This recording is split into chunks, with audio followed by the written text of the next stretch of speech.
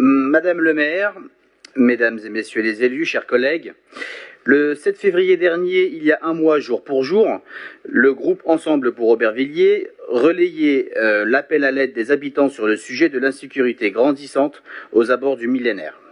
Avec une présence importante de sans-abri consommateurs de crack, une première visite de terrain avait été organisée peu avant sur place pour rencontrer et écouter des riverains en colère. En colère parce qu'ils ont eu le sentiment d'être abandonnés par la municipalité sur le sujet.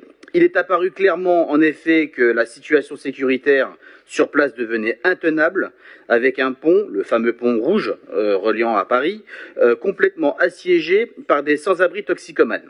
Les parcs pour enfants étaient devenus des points de deal ou de consommation de drogue avec des individus agressifs, sans compter les agressions et actes de vandalisme en tout genre qui ont augmenté dans le quartier.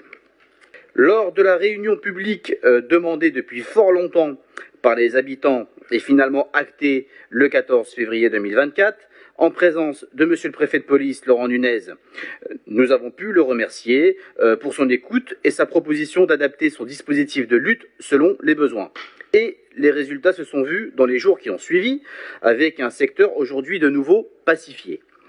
Notre rôle est désormais d'agir pour ne pas laisser, une fois de plus, un terrain propice au squat, aux troubles divers et à la circulation de drogue à proximité des riverains, commerçants et équipements publics. Ainsi, que comptez-vous faire pour prévenir tout nouveau risque de troubles à l'ordre public? Comment éviter, ou plutôt comment prévenir tout nouveau dérapage sécuritaire pour ainsi pérenniser un cadre de vie apaisé de ce quartier? Nous pensons que le meilleur moyen de ne pas céder de terrain aux squats et aux agressions multiples, c'est d'occuper l'espace public. En concertation bien entendu avec les habitants, en les écoutant et pourquoi pas en organisant des rencontres d'accompagnement après avoir vécu le choc d'une situation très difficile. Cependant, nous pouvons aller plus loin.